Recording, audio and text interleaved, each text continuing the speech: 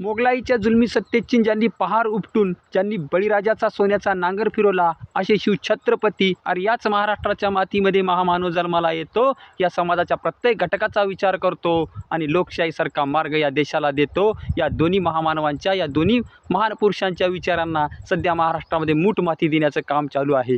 अरे शेतकऱ्याच्या चितेची आगही विझली नाही, तुम्ही दसरा मेळावे घेता, जाती जातीमध्ये तेढ निर्माण करता. बरेच जण म्हणत आहेत की मनोज जरांगे पाटील यांची जीभ घसरली.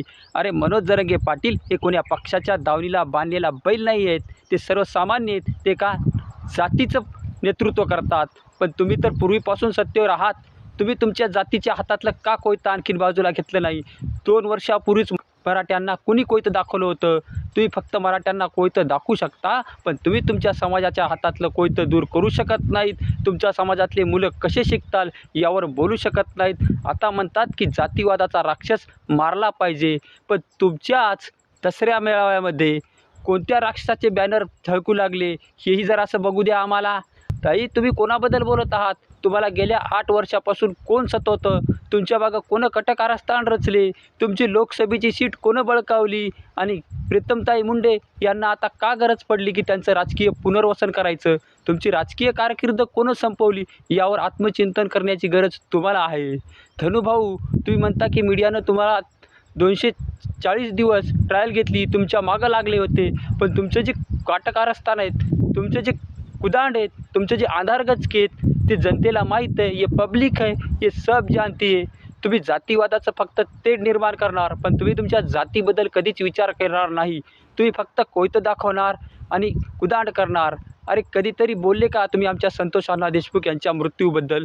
ज्या वाल्मिक करारांना हाल करून मारलं त्याच्याबद्दल तुम्ही काय बोलणार आहात? काहीच बोलणार नाहीत. तुम्ही फक्त वाल्मिक कराराचे बॅनर, पोस्टर तुमच्या दसरा मेळाव्यामध्ये झळकणार. हे तुमचं जातीवादाचं तेढ आहे. तुम्ही म्हणता की जातीवाद संपवला पाहिजे, पण जातीवाद करणारेच माणसं तुमच्या स्टेजवर होते. जो तो कुत्रा आहे, लोकांच्या तुकड्यावर भुकतो, तो म्हणजे हाके, तो काय करत होता तुमच्या स्टेजवर? तुम्हाला ही गोष्ट लक्षात यायला पाहिजे. अरे मी म्हणतो, तुम्ही आहे ना जातीवादाचं वादळ स्वतः पेटवलेलं आहे. मराठा, धनगर, वंजारी, मराठा ह्या समाजामध्ये तेढ तुम्ही भाडकाऊच्या लोकांनी निर्माण केलेला आहे.